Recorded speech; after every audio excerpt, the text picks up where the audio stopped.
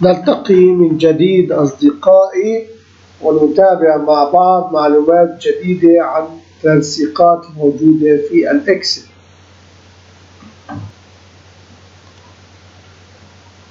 We meet again, my friends, and follow up with some information in the formatting in the Excel program.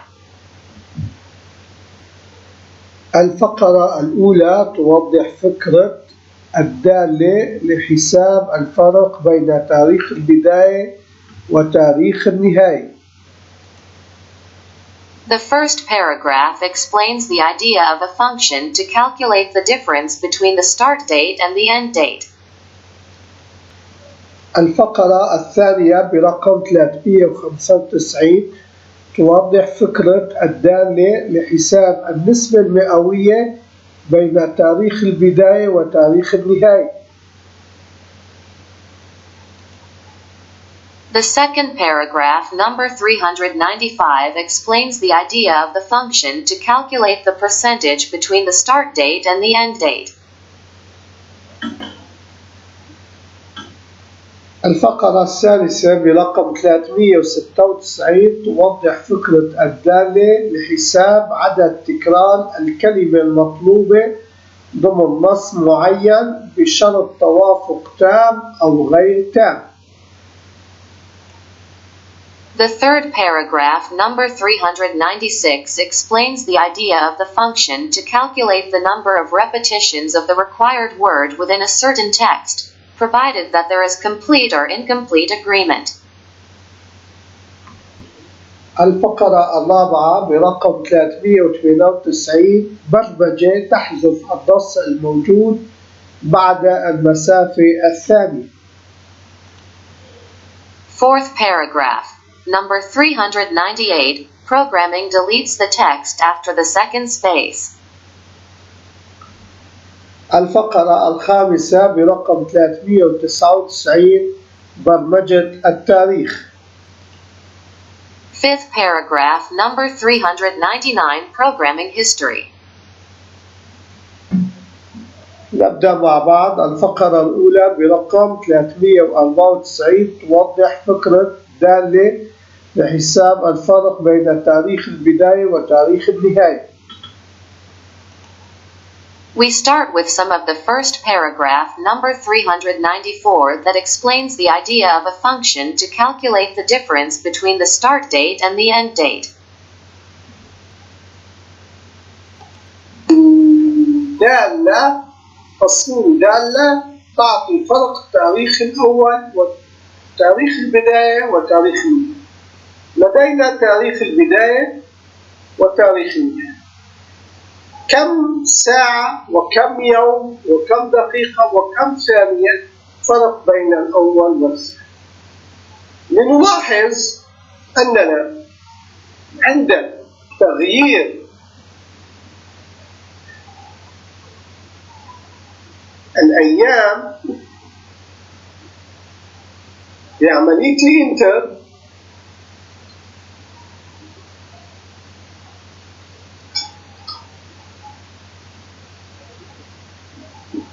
التغيير كان أكثر من تاريخ النهاية.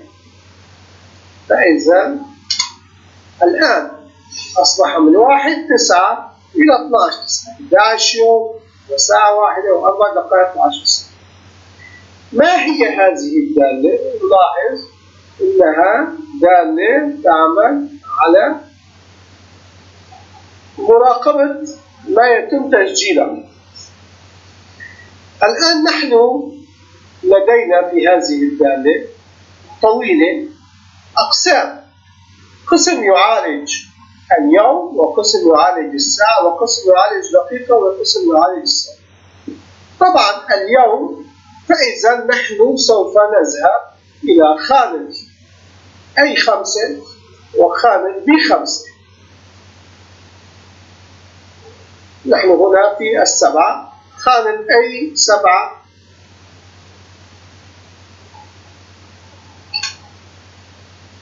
هذه هي الدالة. نحن الآن نقف في A7 و B7. إذا كانت B7 ناقص A7 أكبر من 0 هذا دليل أنه يوجد أيام.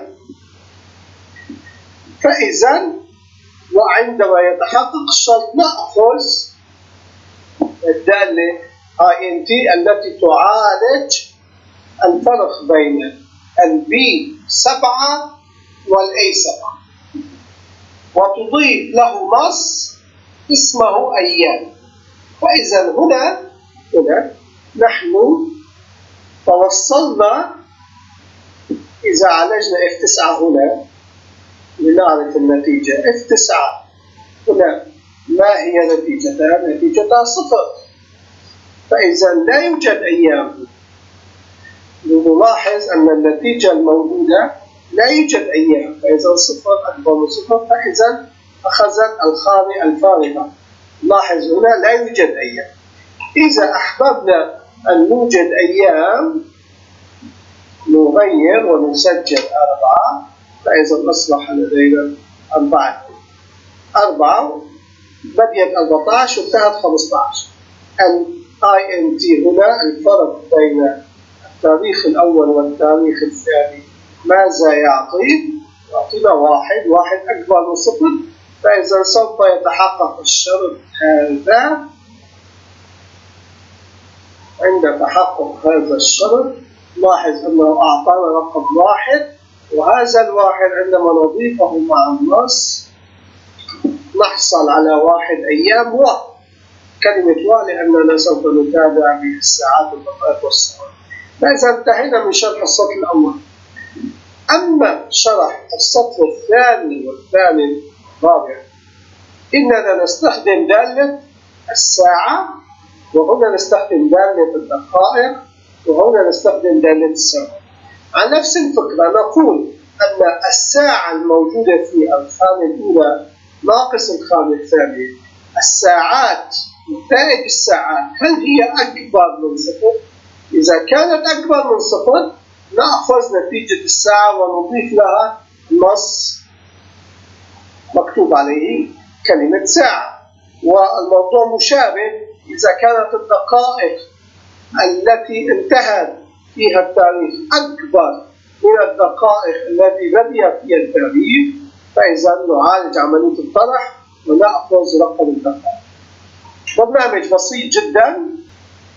الفقرة الثانية برقم 395 توضح فكرة الدالة لحساب النسبة المئوية بين تاريخ البداية وتاريخ النهاية. The second paragraph, number 395, explains the idea of the function to calculate the percentage between the start date and the end date. المئوية بين تاريخ البداية وتاريخ النهاية. عندما نضع تاريخ 11/9/2019 هذا هي البداية والنهاية 11/10/2019. الفرق بينهما يوم. أما عندما يكون الفرق بينهما مع الشهر تكون النسبة هي 1/1/2019 31/12/2019. نلاحظ هذا الرقم 11/9/2019 11/11 فإذا له تقريبا شهر 9 نصفه والشهر العاشر والشهر 11 نصفه فإذا توصلنا إلى 18. هذه هي الدالة التي تقوم بعملية حساب النسبة المئوية بين تاريخ البداية وتاريخ النهاية. الفقرة الثالثة برقم 396 توضح فكرة الدالة لحساب عدد تكرار الكلمة المطلوبة ضمن نص معين بشرط توافق تام أو غير تام. The third paragraph, number 396, explains the idea of the function to calculate the number of repetitions of the required word within a certain text, provided that there is complete or incomplete agreement.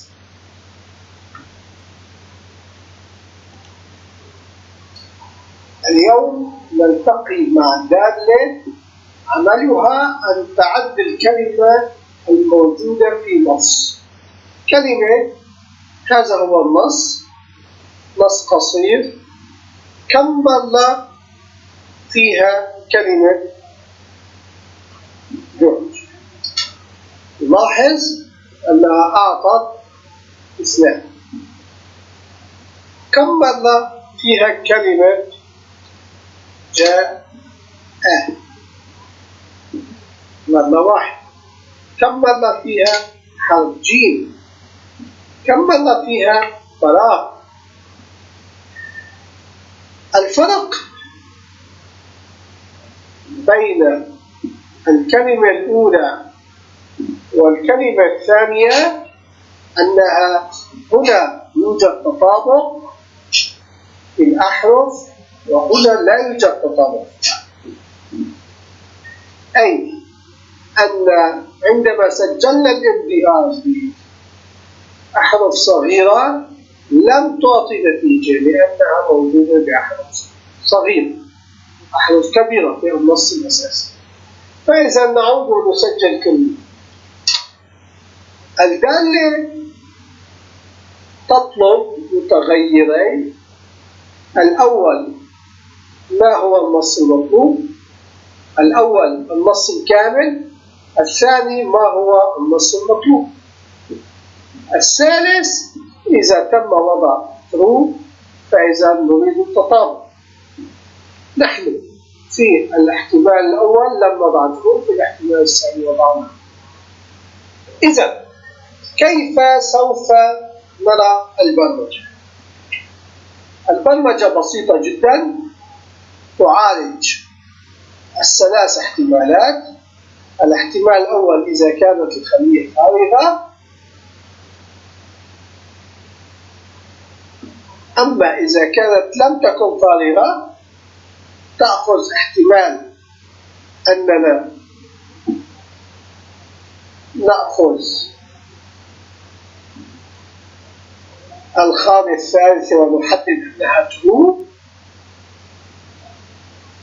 والاحتمال الأكبر هو الأخير، أنه يقوم بعد النص الأحرف الموجودة في النص الكامل يطرحه من عدد الموجود في application function substitute الذي هو استبدال الكلمة المطلوبة في النص بالكامل إلى لا شيء. عندما نستبدل النص المطلوب، الكلمة المطلوبة في النص الكامل إلى لا شيء، فإذا نحن أنقصنا من المحارف الموجودة في هذا النص. وبالتالي بالعلاقة الرياضية عندما نأخذ المحارف بشكل عام، لنفترض أنها 20 محرف، والكلمة المطلوبة عندما نقوم بعملية استبدالها إلى شيء، فإذا يكون النص الأساسي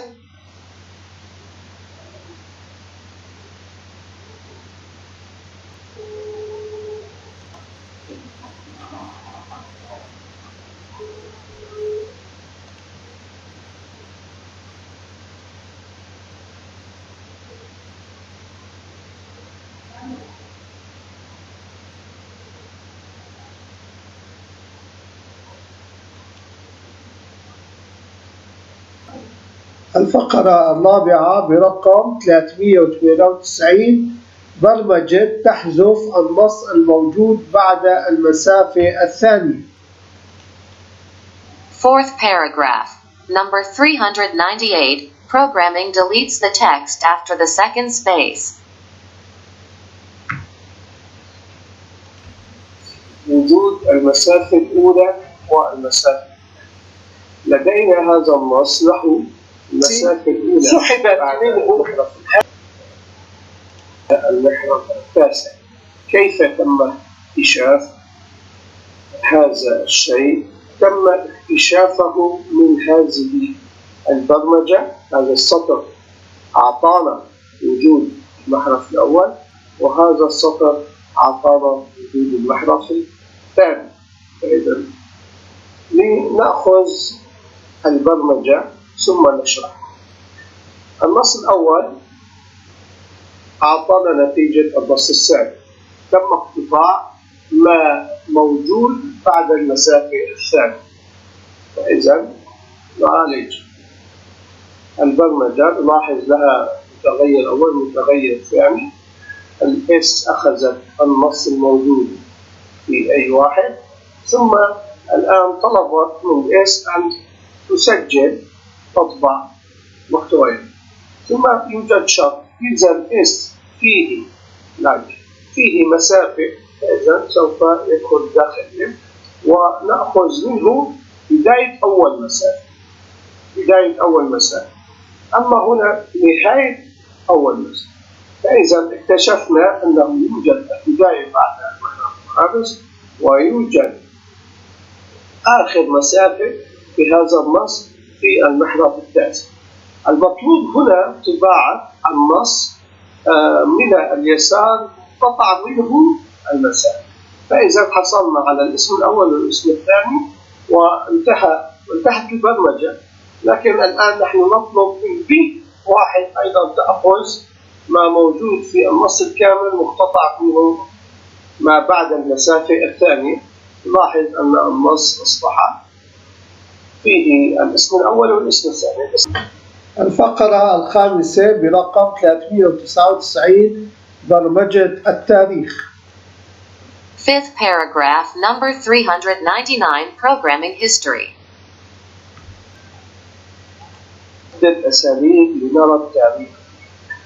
لدينا التاريخ الطويل والتاريخ القصير والتاريخ الفاصل بينهما شهر داش، والتاريخ فيه اسم اليوم واسم الشهر.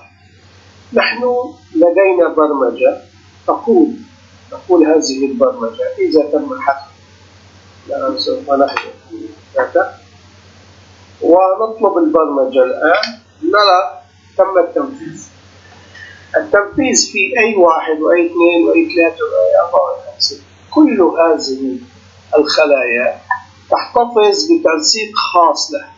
هذا التنسيق مع خصوصية العام، خصوصية تنسيق طويل، تنسيق قصير، تنسيق فيه اسم الشهر واسم اليوم، 4 دي لاسم اليوم، 4 لاسم الشهر، والتنسيق الآخر الذي نعرفه بالأمور اللوحية. أشكر متابعتكم أصدقائي، نلتقي في الأسبوع القادم مع مجموعة جديدة من التنسيقات في برنامج الإكسل. إلى اللقاء. Thank you for following, my friends. We will meet next week with a new set of formats in Excel. Goodbye.